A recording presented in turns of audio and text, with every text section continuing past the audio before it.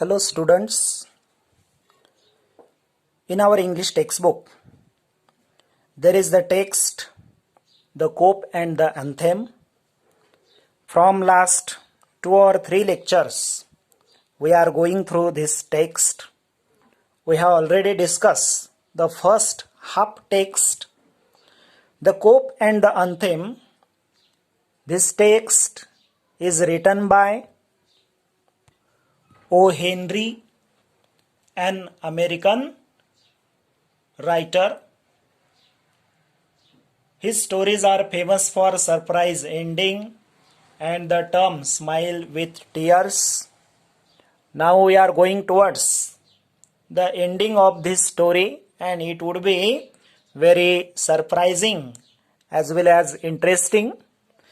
In the last lecture we have discussed that Sufi, the main character of this story, is homeless and he wants to go in prison. He wants to be imprisoned because the coming days are of winter season, and in winter season he wants to protect himself from that severe cold, and he is homeless. He hasn't his home of own, so he wants to take help of that prison confinement. So he thinks to make new tricks to get arrested from police, so that the police would send him in the prison, right? And each and every plan of him is going to fail, right? We have already discussed the plan.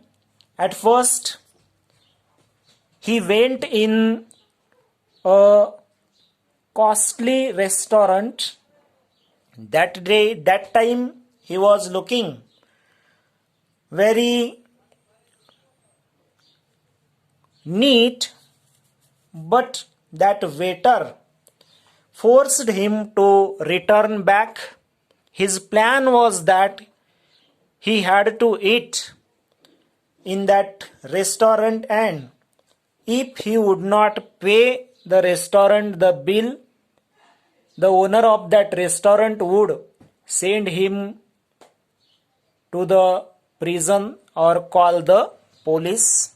But that plan became failed. Next plan, he thought.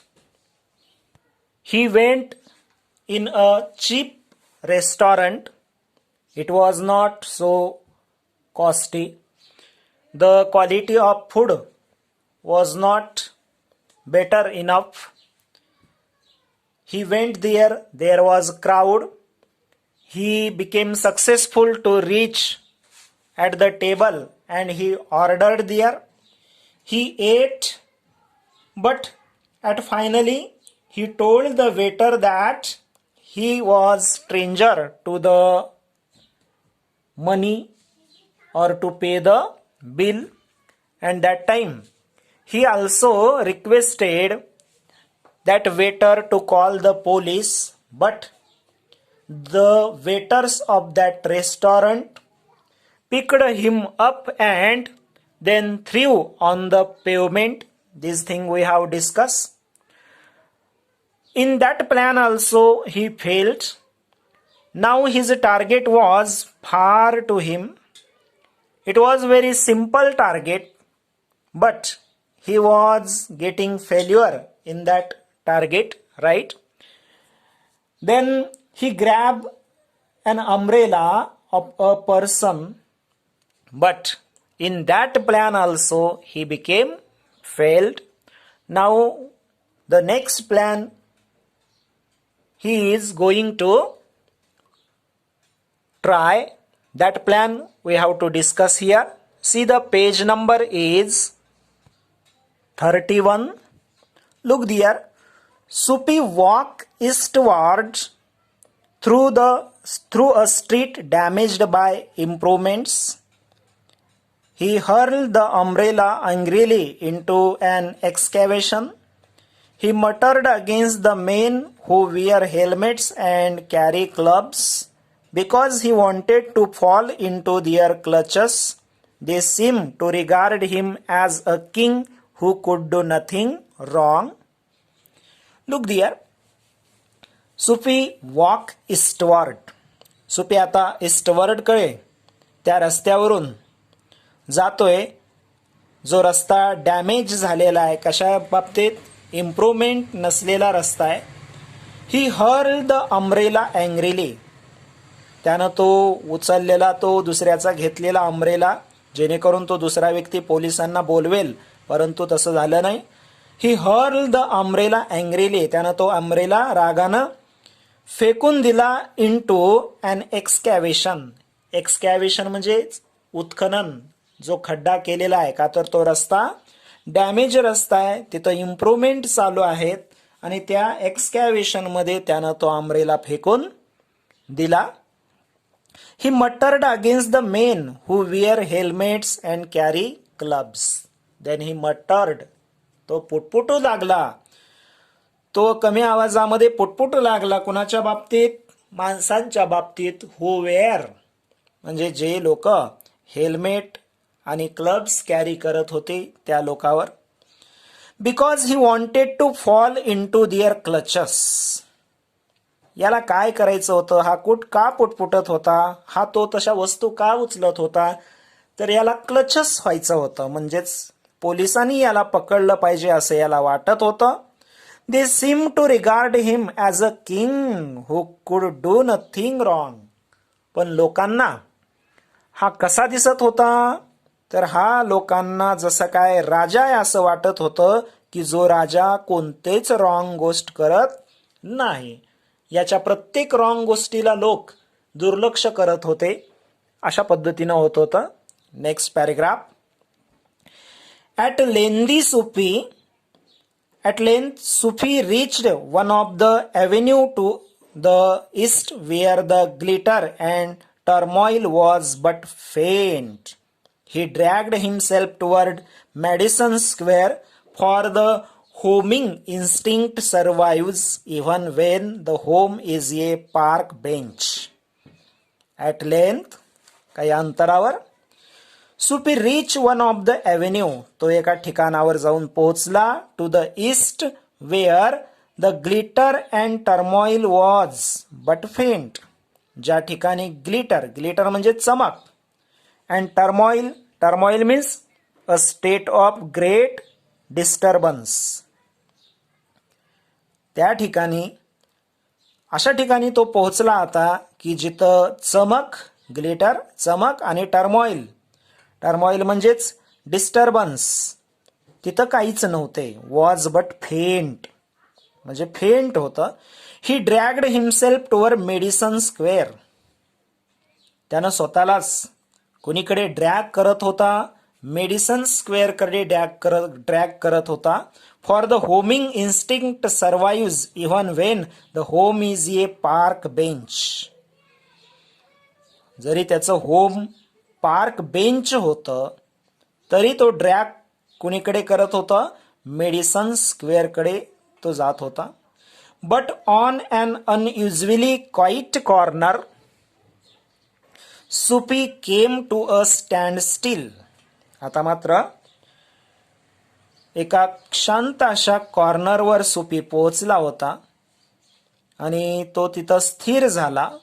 Here was an old church. काय होतं त्या ठिकाणी? There was an old church, quaint and rambling and gabled. Quaint म्हणजेच विलक्षण, रॅम्बलिंग म्हणजेच विस्तृत पसरलेले, आणि गॅबल्ड म्हणजेच त्रिकोणी भाग असलेलं. ते चर्च एक विलक्षण अशी बिल्डिंग होती, थोडीशी विस्तीर्ण पसरलेली होती आणि त्रिकोणी भागामध्ये होते. Though one violet stain window, a soft light glow, where no doubt The organist loitered over the keys, making sure of his mastery of the coming Sabbath anthem. पहा, जरी वन वायोलेट स्टेन विंडो म्हणजेच वायोलेटचे डाग असलेली ती window, a soft light glow, तिथं soft light glow होत होती त्या विंडोमधून, ज्या ठिकाणी no doubt the organist loitered over the keys. Organist तो ऑर्गन वाजवणारा, त्याच्या कीज वरून ते वाजवत होता. Making sure of his mastery of the coming sabbath anthem. तो शुअर करत होता की येणाऱ्या शब्बेत अँथेमला त्याची मास्टरी दिसावी याच्यासाठी. For there drifted out to Soapy's ears sweet music that caught and held him transfixed against the convolutions of the iron fence.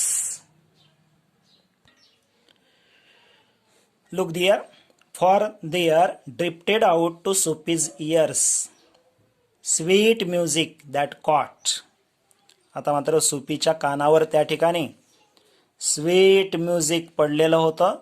That caught and held हिम ट्रान्सफिक्स्ड, ज्या म्युझिकनं त्याला पकडलं होतं आणि ट्रान्सफिक्स्ड म्हणजेच एका जाग्यावर खिळवून ठेवलं होतं. Against the convolutions of the iron fence. Convolutions म्हणजेच वेटोळे, आयर्न फेन्स म्हणजेच लोखंडी ते फेन्स कुंपण, त्या कुंपणाच्या जवळ त्याला त्या म्युझिकनं एकाग्र केलं होतं आणि त्याला तिथं खिळवून ठेवलेलं होतं. The moon was above, full and radiant. Vehicles and pedestrians were few.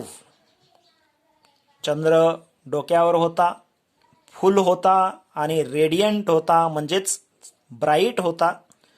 Vehicles and पेडिस्ट्रियन्स, पेडिस्ट्रियन्स पादचारी, व्हेइकल्स आणि पादचारी त्या ठिकाणी कमी होते.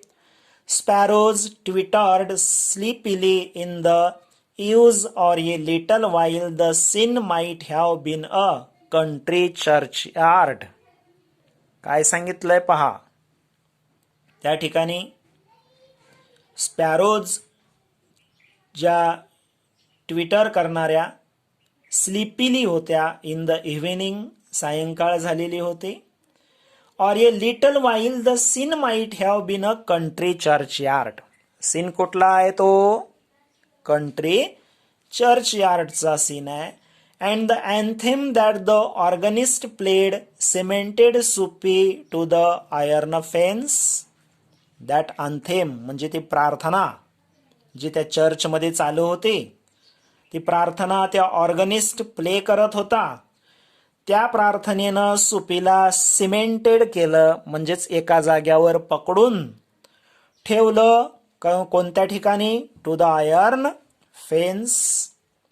For he had known it well in the days when his life contain such things as mothers and roges and ambitions and friends and immaculate thoughts and colors. पहा काय म्हटलंय.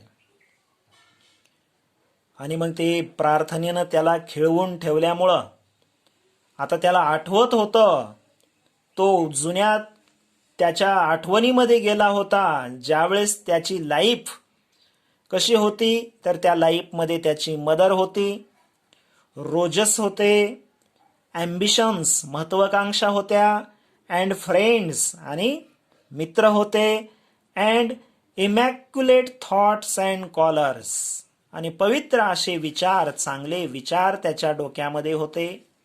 अशा काळामध्ये तो गेलाय.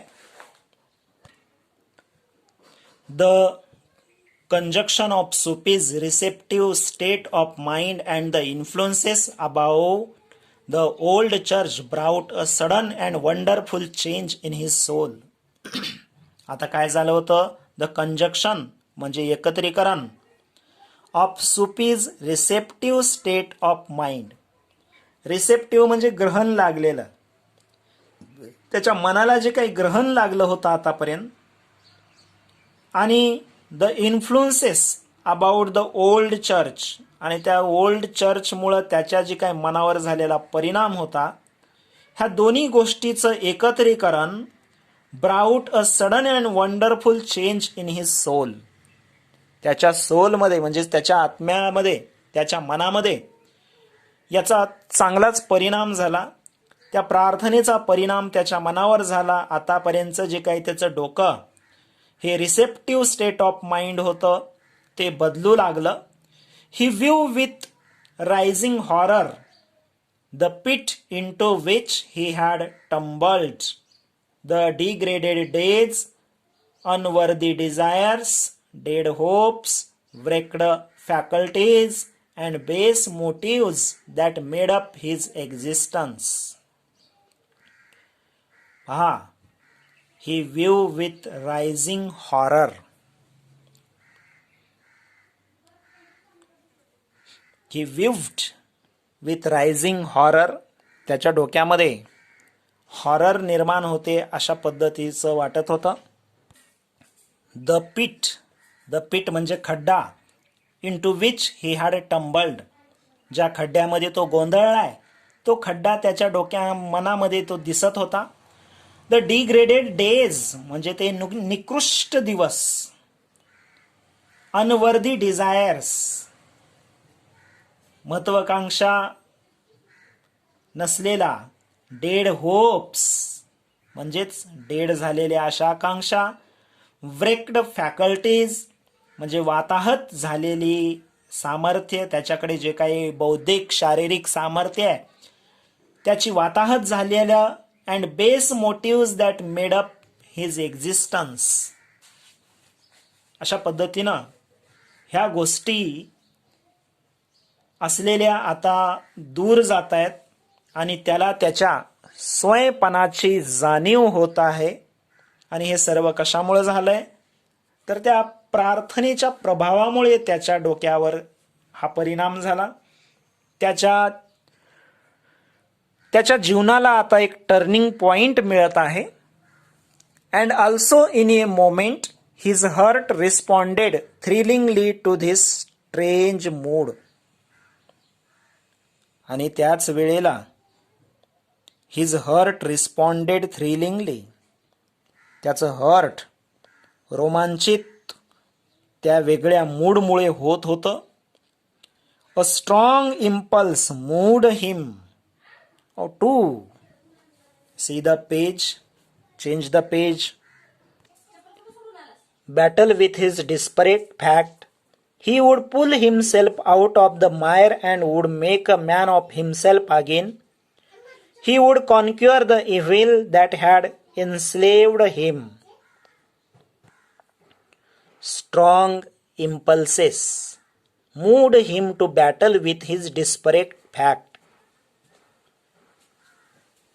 त्याचे अविचारी विचार, आता मात्र त्यामध्ये द्वंद्व चालू होतं. He would pull himself out of the mire. तो त्यालाच आता स्वतःलाच मायर म्हणजेच चिखलामधून तो बाहेर काढत होता. And would make a man of himself again. आणि तो स्वतःलाच एक माणूस म्हणून पुढे आणण्याचा प्रयत्न करत होता. He would conquer the evil. तो इव्हिल म्हणजेच वाईट गोष्टीवर जिंकणे याचा विचार करत होता. दॅट हॅड एनस्लेव्ड हिम, ज्या गोष्टीनं त्याला एनस्लेव्ड केलंय म्हणजेच गुलाम बनवलंय. There was time, he was young yet, he would reassert his old eager ambitions and pursue them without faltering. पहा, आता त्याच्याकडे टाइम होता, तो आणखीनही यंग होता. ही वुड रिसरेट म्हणजेच तो पुन्हा आणखीन चालू करू शकत होता त्याचे ओल्ड इगर ॲम्बिशन्स म्हणजे जुन्या महत्वाकांक्षा आणि त्याचा पाठलाग देखील तो करू शकणारा होता. Faltering means to restore to life. त्याला पूर्वीचं जीवन तशा पद्धतीनं त्याला मिळू शकणारं होतं. त्याला त्याच्या स्वयंपणाची जाणीव झालेली होती. Those solemn but sweet organ notes had set up a revolution in him. That sweet melody of that organ made him in his mind a revolution. Tomorrow he would go into the roaring downtown district and find work. Now his mind was thinking that next day he would go into the roaring downtown district. Okay, he would go to the district and would find the work. त्याला त्याच्या स्वयंपणाची जाणीव झाली आणि आता तो त्याचं स्वतःचं काम शोधणार होता आणि स्वतःची लाईफ चांगल्या पद्धतीनं इज्जतीनं तो जगणार होता. A fur importer had once offered him a place as a driver.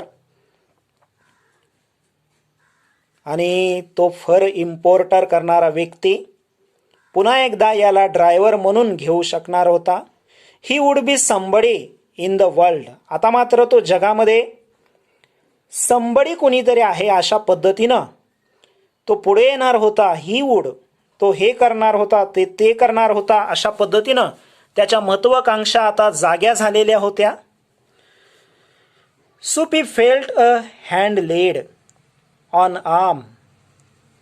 आणि असं विचार करत असतानाच सुपीच्या खांद्यावर कोणीतरी हात टाकलेला जाणवला.